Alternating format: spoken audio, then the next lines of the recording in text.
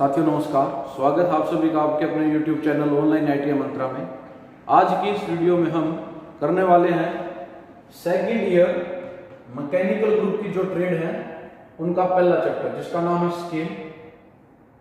Scale में आपके दो टॉपिक सिलेबस में है, एक है प्लेन स्केल और दूसरा है डायगोनल स्केल। इनको ड्रा करना होता है और इनमें से एक क्वेश्चन हर पेपर में देखने को मिलता है। लेकिन प्लेन स्केल और डायगोनल स्केल को ड्रा कैसे करते हैं ये सीखने से पहले आपको ये पता होना चाहिए कि स्केल एक्चुअली होता क्या है। तो आज की इस वीडियो में हम यही करेंगे। पहले ये पता करेंगे कि स्केल होता क्या है, व्हाट इज स्केल यानी पैमाना क्या है।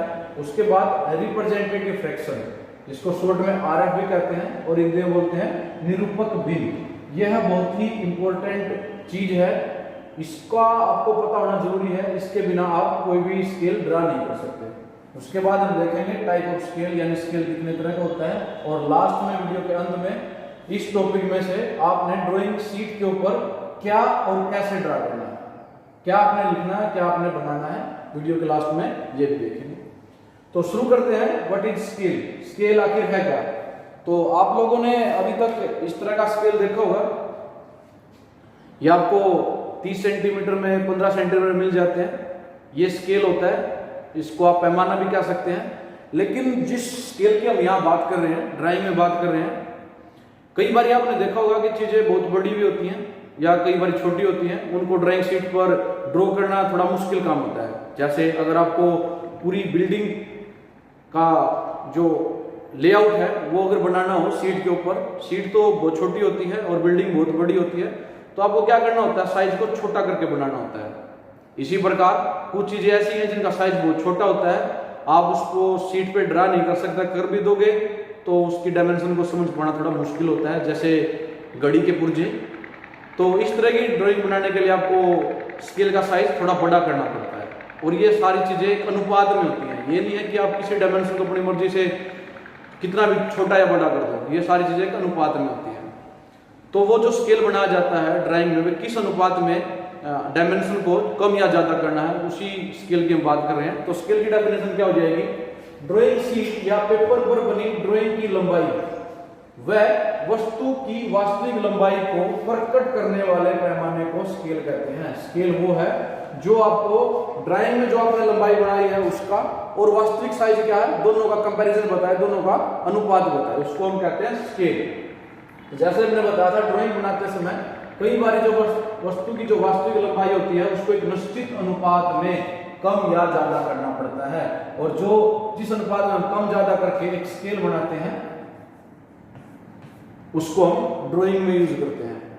इसका फायदा ये है कि मान लिया आपको कहा जाए कि आपको जो साइज है 5 गुना कम करना है, तो हर बारी डायमेंशन को 5 से गुणा करने की बजाय हम एक स्केल तैयार कर लेते हैं और जितनी डायमेंशन है उसको स्केल के साथ कंपेयर करके ड्राइंग में इजीली उसको बना देते हैं। तो ये है स्केल। Next, representative fraction. कोई भी स्केल बनाने से पहले आपको उसका रिप्रेजेंटेटिव फ्रैक्शन या निरूपक भिन्न का पता होना बहुत जरूरी है। तो क्या होता है रिप्रेजेंटेटिव फ्रैक्शन, उसकी डेफिनेशन देख लेते हैं। ड्राइंग शीट या पेपर पर बनाई गई किसी वस्तु या पुर्जे की लंबाई तथा उस वस्तु या पुर्जे की वास्तविक लंबाई के अनुपात को निरूपक भिन्न या रिप्रेजेंटेटिव फ्रैक्शन कहते हैं। यानी जो साइज आपने ड्राइंग शीट के ऊपर बनाया है और उस वस्तु का या उस पुर्जे का वास्तविक साइज क्या है, दोनों अगर डिवाइड कर दे एक अनुपात मिलेगा, उसी अनुपात को बोलते हैं रिप्रेजेंटेटिव फ्रैक्शन। शॉर्ट में हम इसको RF भी कह सकते हैं। तो रिप्रेजेंटेटिव फ्रैक्शन का फार्मूला क्या हो जाएगा, size of object on the drawing sheet divided by actual size of the object. Hindi में हम कह सकते हैं कि ड्राइंग पर वस्तु की लंबाई क्या है और उस वस्तु की वास्तविक लंबाई क्या है, इन दोनों के अनुपात को कहा जाता है RF या रिप्रेजेंटेटिव फ्रैक्शन। जैसे एग्जांपल समझते हैं, अगर आपको कहा जाए कि 1 मीटर लंबाई को ड्राइंग शीट पर 1 सेंटीमीटर से दर्शाना है, इसका मतलब है जो एक्चुअल साइज 1 मीटर का है आपने ड्राइंग शीट को उसको केवल 1 सेंटीमीटर लेना है। तो इसका RF कैसे निकालेंगे, तो इसका RF हो जाएगा, आपको पता है RF का फार्मूला है ड्राइंग पर वस्तु की लंबाई भाग में वस्तु की वास्तविक लंबाई। तो ड्राइंग शीट पर कितना लेना है, 1 सेंटीमीटर। कितना लेना है, 1 सेंटीमीटर। तो 1 सेंटीमीटर हम ऊपर रखेंगे, डिवाइडेड बाय एक्चुअल साइज क्या है इसका, 1 मीटर। तो नीचे क्या लिखेंगे हम, 1 मीटर। अब इसको डिवाइड करने से जो भी रेशियो आएगा उसी को हम बोलते हैं आरएफ या रिप्रेजेंटेटिव फ्रैक्शन। देखते हैं क्या आएगा। अब इसको डिवाइड करना ऐसे संभव नहीं है, ये मैथ का रूल कहता है कि दोनों की यूनिट ऊपर और नीचे सेम होनी चाहिए, और हम यूनिट सेंटीमीटर में कन्वर्ट करते हैं क्योंकि हमारे पास जो स्केल होता है वो सेंटीमीटर में होता है। तो ऊपर तो 1 सेंटीमीटर है ही, नीचे 1 मीटर है। 1 मीटर में कितने सेंटीमीटर होते हैं आपको पता होगा, 1 मीटर में 100 सेंटीमीटर होते हैं, ये आपको याद रखना है। तो 1 मीटर में कितने सेंटीमीटर हो गए, 100 सेंटीमीटर। सेंटीमीटर से सेंटीमीटर कैंसिल और हमारी वैल्यू आ जाती है 1/100, या इसको हम रेशियो में लिख सकते हैं 1:100, 1:100।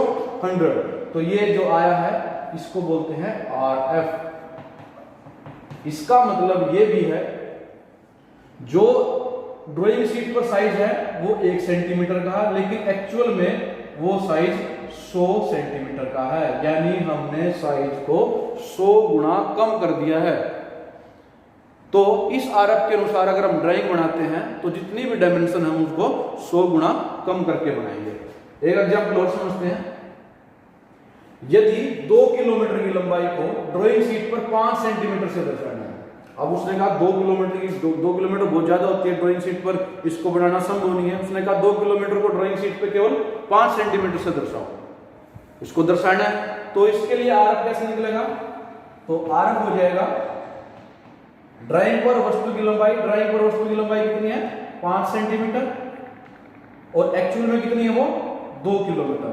वास्तविक लंबाई तो 2 किलोमीटर है, 2 किलोमीटर का आपने दिखाना 5 सेंटीमीटर। अब वही बात है, दोनों की यूनिट अलग अलग है, तो हम किलोमीटर को क्या कर बढ़ाएंगे, सेंटीमीटर में इसको बना लेंगे, कन्वर्ट कर लेंगे। तो ऊपर 5 सेंटीमीटर, नीचे किलोमीटर। पहले किलोमीटर, 1 किलोमीटर में कितने मीटर होते हैं ये पता होना चाहिए। 1 किलोमीटर में होते हैं 1000 मीटर, तो 2 गुणा 1000 मीटर। अब ये बन गए मीटर, ऊपर सेंटीमीटर है, नीचे बन गए मीटर, लेकिन हमें सेंटीमीटर में चाहिए नीचे भी। तो हमें पता है कि 1 मीटर में सेंटीमीटर कितने होते हैं, अभी हमने पिछले क्वेश्चन में देखा था 1 मीटर में 100 सेंटीमीटर होते हैं। तो 100 से भी हम इसको मल्टीप्लाई कर देंगे। तो 2 गुणा 1000, ये तो मीटर थे, और 100 से मल्टीप्लाई करने के बाद ये बन जाएगा सेंटीमीटर। सेंटीमीटर से सेंटीमीटर कैंसिल, आप इसको डिवाइड कर दोगे, यह आ जाएगा 20, और रेशियो बन जाएगा 1/2 दूनी 4 और 40,000, 1/40,000। इसको लिख सकते हैं 1:40,000, 1:40,000। यानी आपने इस आरएफ के हिसाब से जो ड्राइंग बनाओगे उनकी डायमेंशन को 40,000 गुना कम करके बनाओगे। तो उम्मीद है आप लोगों को आरएफ निकालना समझ में आया होगा, और आरएफ क्या होता है ये भी आपको समझ में आया होगा। तो कोई भी स्केल बनाने से पहले आपको उसकी आरएफ की वैल्यू जरूर निकालनी होती है। नेक्स्ट है टाइप्स ऑफ स्केल। अब कितने तरह के होते हैं स्केल? स्केल मेनली 3 तरह के होते हैं। फर्स्ट है फुल स्केल, दूसरा रिडक्शन या रिड्यूसिंग स्केल, और तीसरा है अनलार्ज स्केल। अब इनको हम 1 बाय 1 पढ़ते हैं। फर्स्ट है फुल स्केल। नाम से पता लग रहा है फुल, यानी डायमेंशन को ना छोटा करना ना बड़ा करना, बराबर लेना है। यानी इस प्रकार के स्केल में ड्राइंग बनाते समय वस्तु का साइज वास्तविक साइज के बराबर लिया जाता है। जो ड्राइंग में साइज लोगे और उस ऑब्जेक्ट का जो वास्तविक साइज होगा उसमें कोई डिफरेंस नहीं होता, सेम लेते हैं। यानी हम उन ऑब्जेक्ट की बात कर रहे हैं जो आसानी से ड्रा हो सकते हैं सीट पर, जिनका साइज छोटा होता है। तो इस तरह के स्केल में जो आरएफ होगा वो क्या होगा, 1/1। जो ड्राइंग शीट पर है वो भी 1 लिया है, और जो वास्तविक साइज है वो भी 1 है। तो इसका जो आरएफ हमेशा 1:1 ही रहता है। नेक्स्ट रिड्यूसिंग और रिडक्शन स्केल। नाम से पता लग रहा है रिड्यूसिंग। रिड्यूसिंग का मतलब होता है किसी चीज को कम करना, रिड्यूस करना। तो इस प्रकार के स्केल में ड्राइंग बनाते समय वस्तु का साइज वास्तविक साइज से 1 अनुपात में कम करके लिया जाता है। ध्यान दीजिएगा, 1 अनुपात में, यानी हम अपनी मर्जी से नहीं कर सकते, उसका एक अनुपात होता है, उस अनुपात में हम उसको कम करके ड्राइंग पर बनाते हैं। इस तरह के स्केल को बोलते हैं रिड्यूसिंग और रिडक्शन स्केल। तो जो रिड्यूसिंग या रिडक्शन स्केल है उसमें आरएफ की वैल्यू कैसे होगी, इस प्रकार होगी 1:2, 1:5, 1:20, 1:50, 1:100, 1:1000। इस प्रकार से कुछ भी हो सकता है। मतलब क्या है, देखो पहला वाला पार्ट जो है वो हमेशा 1 है, रिड्यूसिंग स्केल की बात कर रहे हैं, और सेकंड में कोई वैल्यू है। इसका मतलब है जो एक्चुअल साइज 2 है उसको हमने कम करके 1 लिया है, यानी 2 गुना कम कर दिया है।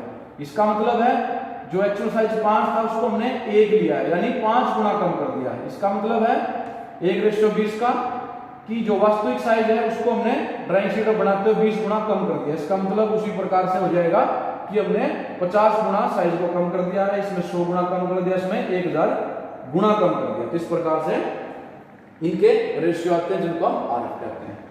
नेक्स्ट टाइप है एनलार्ज स्केल। एनलार्ज स्केल का मतलब होता है, एनलार्ज का मतलब होता है किसी चीज को बड़ा करना, बढ़ाना। तो इस प्रकार के स्केल में ड्राइंग बनाते समय वस्तु का साइज वास्तविक साइज से 1 अनुपात में अधिक करके लिया जाता है। यानी कुछ चीजें ऐसे हैं, जैसे हमने अभी बात करी थी, जो घड़ी के पुर्जे होते हैं, घड़ी के अंदर जो पुर्जे होते हैं वो छोटे साइज के होते हैं, उनको ड्राइंग पर बना पाना संभव नहीं होता। अगर आप बना भी दोगे तो जिस आदमी को दिखा रहे हो वो नहीं समझ पाएगा डायमेंशन को, वो एक्यूरेटली नहीं दिखाई जाएगी। तो इस तरह के पुर्जों को हम क्या करते हैं, एनलार्ज करके बनाते हैं, उस साइज को बढ़ाकर बनाते हैं। तो इस तरह के स्केल में जो आरएफ की वैल्यू हो जाएगी वो इस प्रकार होगी 2:1, 5:1, 20:1, 50:1, 100:1, 1000:1। तो आप देख रहे हो जो इसका पिछला हिस्सा है वो सिर्फ 1 है सभी में, और जो अगला है उसमें कोई वैल्यू है, जिसका मतलब है कि अगर वास्तविक साइज 1 है तो आपने ड्राइंग शीट में उसको 2 गुना करके लिया, 2 गुना करके लिया। इसी प्रकार से 5:1 का मतलब है वास्तविक साइज 1 है तो आपने उसको 5 गुना बढ़ा दिया है, इसमें 20 गुना आपने बढ़ा दिया है। 50:1 में 50 गुना आपने उस चीज को बढ़ाकर ड्राइंग शीट पर बनाया है। 100:1 का मतलब भी हो जाएगा आपने डायमेंशन को 100 गुना बढ़ा करके बनाया। इस प्रकार से इसकी आरएफ निकलती है। नेक्स्ट है, अब इस टॉपिक में आपने देखा कि स्केल होता क्या है, रिप्रेजेंटेटिव फ्रैक्शन और क्या होता है, टाइप ऑफ स्केल हमने देखे। तो 3 तरह के स्केल थे, full scale, reducing scale and large scale. Full scale में डायमेंशन पूरी की पूरी बनाई जाती है, रिड्यूसिंग स्केल में हम रिड्यूस करके डायमेंशन को ड्राइंग शीट पर बनाते हैं। ये वहां होगा जहां पर बहुत बड़ी डायमेंशन होती है, जैसे कोई बड़ी मशीनरी है, कोई बिल्डिंग है, उनके साइज को कम करके ड्राइंग शीट पर बनाते हैं। इसी प्रकार से एनलार्ज स्केल, इसमें हम साइज को बढ़ाकर बनाते हैं। अब आगे जो टॉपिक है कि आपने इस चैप्टर में से ड्राइंग शीट पर क्या बनाना है, जो आपने अपने टीचर को दिखाना है। तो आइए जानते हैं कि ड्राइंग शीट पर कैसे और क्या इस चैप्टर में से आपको लिखना है। सेकेंड ईयर के बच्चों को पता ही है कि उनको इस तरह की या इस तरह की एक फाइल लेनी है। बाकी ऑपरेटर्स के बारे में रहा है, ये डस्टिंग क्लॉथ है, ये रबड़, शार्पनर, पेंसिल और स्केल, यही ऑपरेटर्स चाहिए अभी के लिए। तो सबसे पहले करना क्या है, आपको आउटलाइन लगानी है। ये आपको पता ही हर सीट पे करना होता है। सबसे पहले हम आउटलाइन लगाते हैं, और कितने साइज की लगाते हैं, 1 सेंटीमीटर की। तो आप पहले चारों कोनों पर 1-1 सेंटीमीटर का निशान लगा लो पेंसिल से, 1 सेंटीमीटर नीचे हल्का सा निशान बनाना है ताकि ये लाइन में ही आ जाए और ख़त्म हो जाए। तो आपको इस प्रकार से चारों कोनों पे 1-1 सेंटीमीटर के निशान लगाने हैं थोड़ी थोड़ी दूरी पर।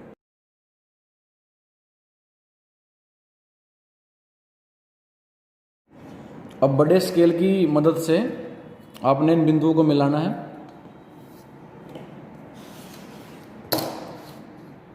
स्केल को इस प्रकार से रखना है कि ये एक्यूरेटली दोनों बिंदुओं पर सही तरीके से लगा हो और जो बिंदु है वो लाइन के बीच में ही आ जाए।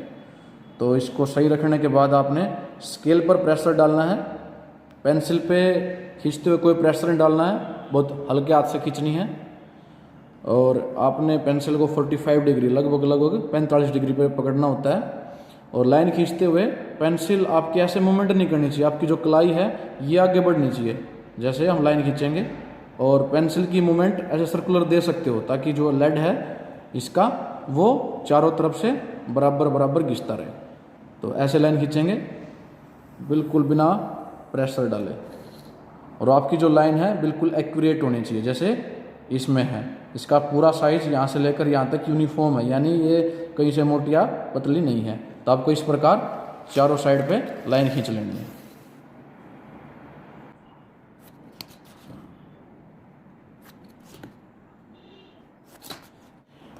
इस आउटलाइन के बाहर कोई भी काम नहीं करना है, जितना भी काम होगा इस स्पेस में होगा, यानी आउटलाइन के अंदर अंदर। अब करना क्या है, क्योंकि पहला चैप्टर है, अभी इसमें हमने जो समझा है उसको लिखना है, तो इसीलिए हम क्या करेंगे, पूरी शीट को यहाँ से लेकर यहाँ तक 1-1 सेंटीमीटर की दूरी की लाइनें खींचकर बांट लेंगे। यानी इस प्रकार स्केल से हम क्या करेंगे, 1-1 सेंटीमीटर पर निशान लगा लेंगे, दोनों साइड बहुत हल्के हल्के निशान लगाने हैं और फिर इनको मिला देंगे। अब इसी प्रकार से इधर भी निशान लगा लेंगे 1-1 सेंटीमीटर के।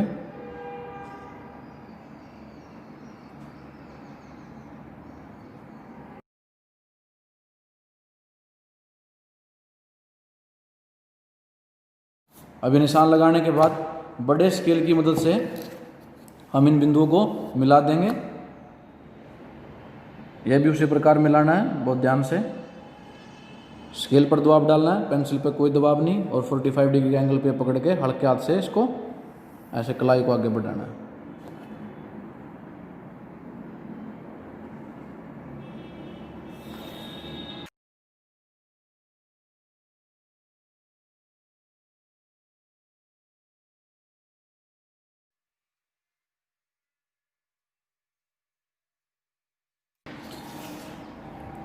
तो इस प्रकार से पूरी शीट को आप डिवाइड कर लोगे लाइनों के द्वारा।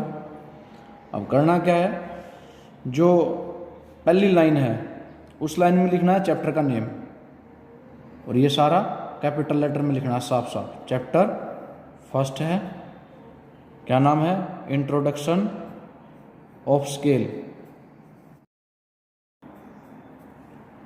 तो आपने इस प्रकार कैपिटल लेटर में साफ साफ लिखना है इंट्रोडक्शन ऑफ स्केल। और जो ये ऊंचाई है प्रत्येक अक्षर की, आप देख रहे होगे बराबर है, ऐसे बराबर ही रखनी है, और कैपिटल लेटर में लिखना है। हेडिंग लिखते हुए स्मॉल लेटर का प्रयोग आपने नहीं करना है। इसके बाद सबसे पहले लिखेंगे स्केल की डेफिनेशन। तो यहाँ लिखोगे स्केल,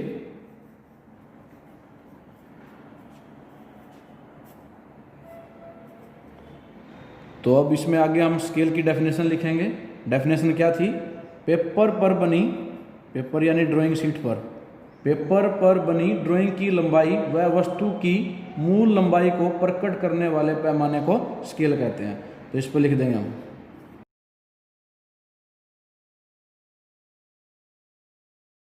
तो ये डेफिनेशन हमने लिख दी।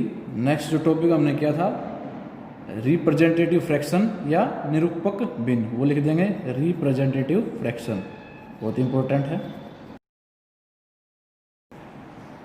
इसकी डेफिनेशन क्या थी वो लिखेंगे, बनाई गई ड्राइंग पर किसी वस्तु या पुर्जे की लंबाई तथा उस वस्तु या पुर्जे की वास्तविक लंबाई के अनुपात को निरूपक भिन्न या रिप्रेजेंटेटिव फ्रैक्शन कहते हैं।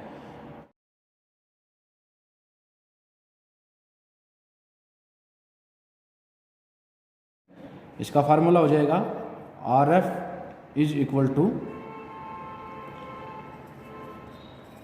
ड्राइंग में वस्तु का साइज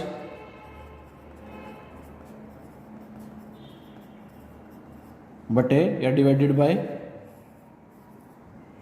वस्तु का वास्तविक साइज। इंग्लिश में भी लिख सकते हो,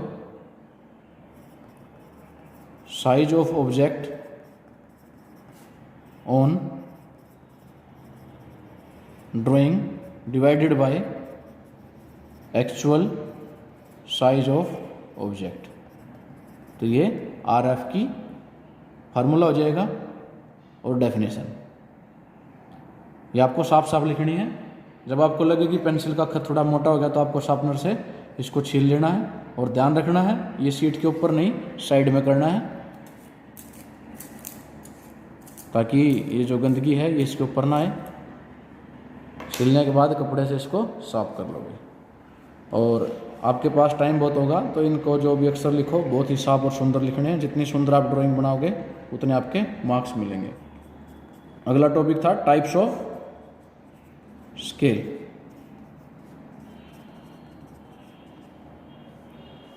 तो 3 तरह का स्केल थे। फर्स्ट है फुल स्केल, जो भी हेडिंग लिखो कैपिटल लेटर में लिखना है। तो फुल स्केल में जो भी वस्तु का एक्चुअल साइज होता है, वास्तविक साइज होता है, वही साइज हम ड्राइंग शीट में लेते हैं। और इसका RF कितना होता है? 1:1। तो ये लाइन हम लिख देंगे।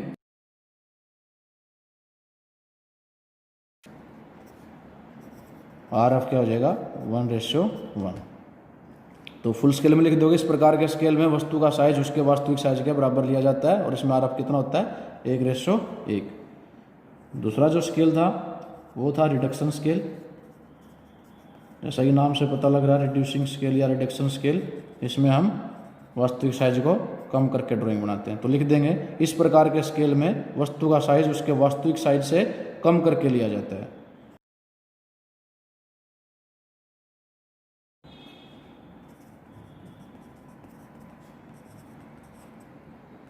एग्जाम्पल लिख दोगे, इसमें RF जो होता है वो इस प्रकार होता है 1:2, 1:5, 1:20, 1:50, ऐसे आप लिख सकते हो।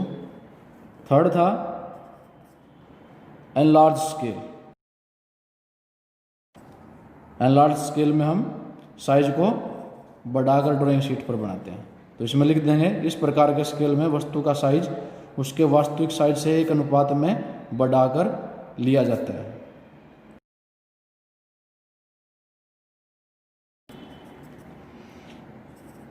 इसमें जो RF होता है वो रिड्यूसिंग का उल्टा होता है, यानी जो 1 लिखा है तो बाद में और आगे उसका कितना गुना उसको बढ़ाया वो लिखा है। जैसे 2:1, 5:1, 20:1, 50:1, 100:1, इस प्रकार से। ठीक है। जो ये लास्ट लाइन बच गई है, इसमें आपने अपना नेम लिखना है साफ साफ। जो भी आपका नेम है यहाँ लिख दोगे, जो भी आपका नाम है कैपिटल लेटर में। यहाँ पर आपने क्लास लिखनी है या ट्रेड लिख सकते हो, कौन सी ट्रेड में हो आप, और यहाँ पे आपने रोल नंबर लिखना है। अगर आपका एक शीट पर आ जाता है तो सही है, अगर एक शीट पर सारा मैटर ना आए तो आप नेक्स्ट शीट पे भी इसी प्रकार आउटलाइन लगाकर बीच में लाइन लगाकर कर सकते हो। तो आप इसका ऐसे स्क्रीनशॉट भी ले सकते हो और आपको समझा भी दिया कि ये बनाना कैसे है। तो साथियों, ये था इंट्रोडक्शन ऑफ स्केल। उम्मीद आप लोगों को समझ में आया होगा। और अगर आपको वीडियो अच्छी लगी तो प्लीज़ वीडियो को लाइक करें, शेयर करें, और जो बच्चा इस चैनल पर नया है तो प्लीज़ चैनल को सब्सक्राइब कर लें। आपको ITI से रिलेटेड सभी इन्फॉर्मेशन इस चैनल पर समय से मिलती है।